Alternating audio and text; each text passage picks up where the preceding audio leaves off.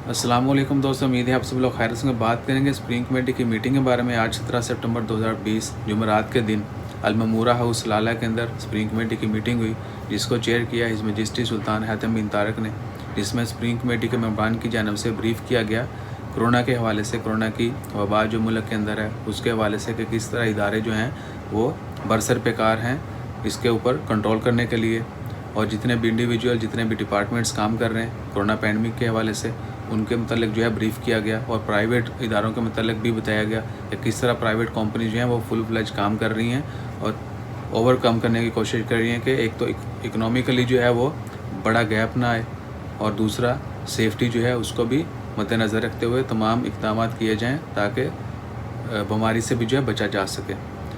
इन तमाम चीज़ों को मतलब सुल्तान हातिम बिन तारक को ब्रीफ़ किया गया, और उन्होंने भी सेटिस्फेक्शन का इजहार किया और कहा कि जितने भी इदारे काम कर रहे हैं दे अप्रिशिएटेड ऑल देम, और उन तमाम लोगों को अप्रिशिएट किया जो स्पेशली प्राइवेट ऑर्गेनाइजेशन, जितने भी प्राइवेट कंपनीज़ हैं। आपको पता है कि सारी ओपन है, पब्लिक जो इदारे हैं वो सिर्फ 70% तक काम कर रहे हैं, जबकि प्राइवेट इदारे जो हैं वो 100% काम कर रहे हैं। तो तमाम उन लोगों को अप्रिशिएट किया जो अपनी सर्विसेज दे रहे हैं और सेफ्टी मेजर्स को भी फॉलो कर रहे हैं। इसके अलावा प्राइवेट सेक्टर में आपको पता है बिजनेसेस का काफ़ी जो है वो गैप आया पिछले 6 महीने से, इकॉनमी जो है उसकी वजह से, कोरोना पैंडमिक की वजह से।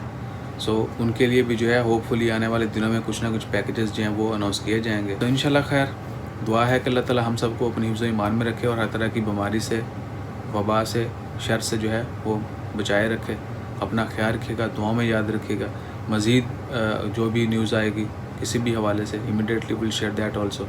अपना ख्याल रखें, दुआ में याद रखें। अल्लाह हाफिज़।